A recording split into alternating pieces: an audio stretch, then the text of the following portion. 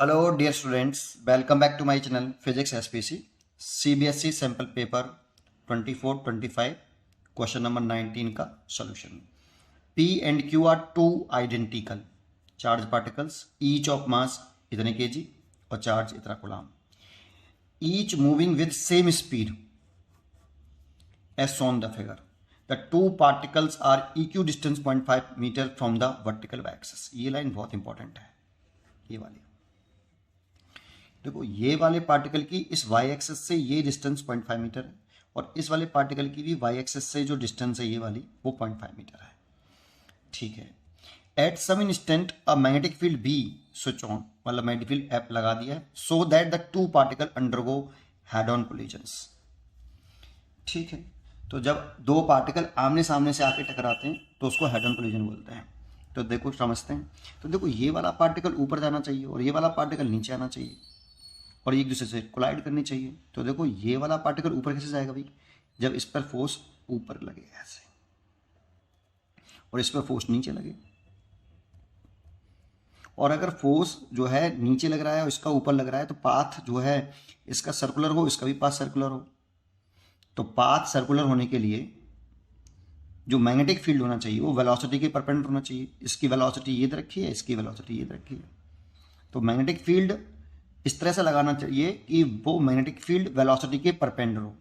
जब वेलोसिटी के magnetic field perpendicular होता है तब पाथ सर्कुलर होता है चार्ज पार्टिकल का, और जब पाथ सर्कुलर होगा तो ये वाला पार्टिकल इस सर्कुलर पाथ पर इस तरह से घूमेगा कि इसकी जो रेडियस है वो जस्ट 0.5 मीटर हो। ये 0.5 मीटर, ये पार्टिकल ऐसे जा रहा है, तो ये पार्टिकल जब यहाँ आया होगा तो इसकी वेलोसिटी की डायरेक्शन ऊपर की तरफ होगी, ऐसे टेंजेंशियली दिखाते हैं। और ये भी पार्टिकल ऐसे आया और इसकी भी रेडियस 0.5 मीटर हो सर्कुलर पाथ की, और ये ऐसे आ रहा होगा, ये ऐसे, ये ऐसे, ये इधर मूव कर रहा हो, तो ये इधर से आ रहा है ऐसे और ये इधर से जा रहा है ऐसे। तो देखो आमने सामने से अगर दोनों कोलाइड करेंगे, ये एक इधर से आ रहा है और ये इधर से आ रहा है, और दोनों की जो रेडियस हो ना सर्कुलर पाथ की, तो देखो हो सकती है, क्योंकि ये कितना मीटर ऊपर है बेटा 0.5, वो 1 मीटर, तो ये 1 मीटर है और ये 0.5 है। ये वाली दूरी तो 0.5 मीटर दे रखी है और ये भी 0.5 मीटर दे रखी है, तो दोनों रेडियस 0.5 मीटर होगी। देखो ये भी, इसका अगर आधा कर लीजिए, इसको जो सेंटर है ये 0.5 मीटर की दूरी पर हो जाए, इसका सेंटर यहाँ पे हो। ठीक है, ये इसका सेंटर और ये इसका सेंटर, ठीक है। तो ये दोनों जब ऐसे आएंगे तो ये इस जगह पर कोलाइड कर जाएंगे बेटा, ये ऐसे चला जाएगा। ठीक है, और सर्कुलर पाथ की जो रेडियस हो जाएगी, सर्कुलर पाथ की रेडियस ऑफ सर्कुलर पाथ, दोनों पार्टिकल की radius of circular path of both particle ये हो जाए 0.5 मीटर, तब वो हेड ऑन कोलिजन करेंगे। ये इधर से जाएगा और ऐसे टकराएगा और ये इधर से आएगा तो ऐसे टकराएगा। ठीक है, ये बात तो समझ में आई।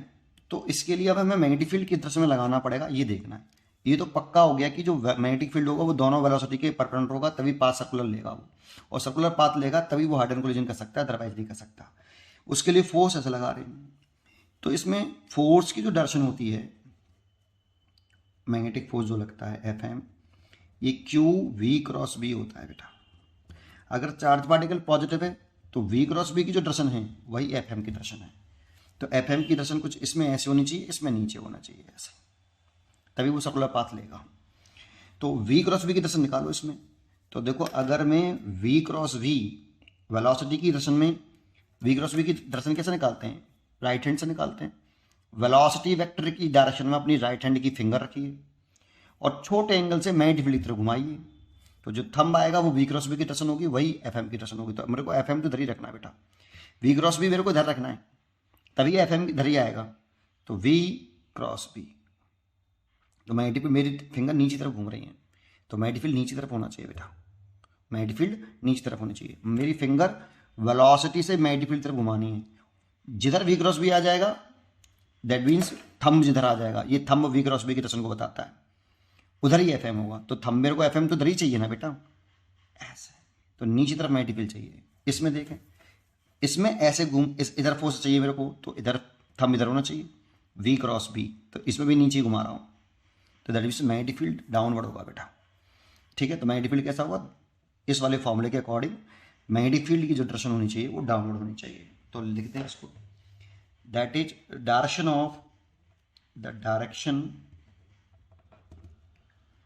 Of magnetic field must be perpendicular to both their velocity। भाई ये वाली बात भी होनी चाहिए कि वो वेलोसिटी के परपेंडिकुलर, तभी तो सर्कुलर पाथ लेगा, और जो सर्कुलर पाथ लेगा तभी तो हेड ऑन कोलिजन होगा। तो their velocity and direction inward the plane, inward या इनटू द प्लेन लिख दो, इनटू द प्लेन, या negative along negative z axis.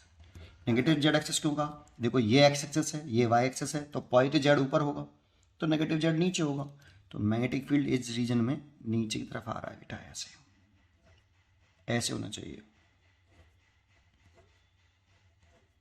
इस रीजन में भाई। ठीक है, तो और नीचे की तरफ हो गया नेगेटिव जेड एक्सिस, तो नेगेटिव जेड एक्सिस में होना चाहिए, पहली बात। ये फर्स्ट पार्ट का आंसर हो गया।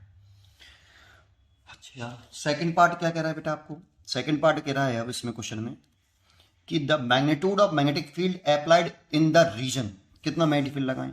तो देखो ये जो मैग्नेटिक फोर्स है ना, ये सर्कुलर पाथ के सेंटर की तरफ लग रहा है, और जो कोई फोर्स सर्कुलर पाथ के सेंटर की तरफ लगता है उसको हम सेंट्रीपिटल फोर्स बोलते हैं। तो यहाँ पे जो मैग्नेटिक फोर्स है इक्वल टू सेंट्रीपिटल फोर्स बोल सकते हैं इसको। और मैग्नेटिक फोर्स कितना होता है, मैग्नीट्यूड में लिखें तो QVB sin 90 degree magnetic force होता है। इसको अगर मैग्नीट्यूड लिखते हैं इसका तो FM इज इक्वल टू होता QVB sin थीटा। यहाँ पे जो थीटा होता है वो वेलोसिटी और मैग्नेटिक फील्ड के बिटवीन एंगल होता है, और वेलोसिटी और मैग्नेटिक फील्ड परपेंडिकुलर है तो 90 डिग्री लिख ले। और सेंट्रीपिटल फोर्स पार्टिकल का, क्योंकि पार्टिकल आइडेंटिकल है तो दोनों पार्टिकल के मास सेम है, वेलोसिटी स्पीड भी सेम है, और सर्कुलर पाथ की रेडियस भी सेम है ना। तो एक ही से कर सकते हो आप, यहाँ से क्या करो कि सॉल्व कर लो, तो इस वेलोसिटी से तो ये वेलोसिटी कट गई, QB हो गया और ये हो गया MV/R। तो सर्कुलर पाथ यहाँ पे मैग्नेटिक फील्ड निकालना है हमें। वैसे तो यहाँ सर्कुलर पाथ की जो रेडियस आ जाएगी वो MV/QB। ये फॉर्मूला में डायरेक्टली भी याद होता है, आप डायरेक्ट चाहो तो डायरेक्टली लगा सकते हो, R इक्वल टू MV/QB, ये करने की जरूरत नहीं है, लेकिन यहाँ से मैग्नेटिक फील्ड निकालना है तो MV/QR। तो M की वैल्यू दे रखी है हमें, मास 4 × 10⁻⁻26। कैलकुलेशन तो इसकी बहुत इजी है। वेलोसिटी 2.4 10⁵ मीटर/सेकेंड। चार्ज 4.8 10⁻⁻19। और रेडियस दे रखी है हमें कितनी, रेडियस 0.5 मीटर। सर्कुलर पाथ की रेडियस मैंने यहाँ पे बताई आपको भी, ये लॉजिकली निकाली गई है ना, तो 0.5 मीटर। अब सॉल्व कर लो, देखो इससे ये सीधा सीधा 2 बार कट गया, और ये हो गया सीधा सीधा 1, 2 का मल्टीप्लाई 5 में करेंगे तो 1 हो गया, तो ऊपर बचा 4 10⁻⁻26 प्लस के 5 और प्लस के 90, तो ये हो गया 4 × 10⁻⁻26 और प्लस के 24, तो 4 × 10⁻⁻2 टेस्ला। दैट मीन्स 0.04 टेस्ला लिख सकते हो, लिखना चाहो तो, या यही छोड़ दो। ये इसका आंसर हो गया। फर्स्ट पार्ट और सेकंड पार्ट पढ़ते रहिए और खुश रहिए।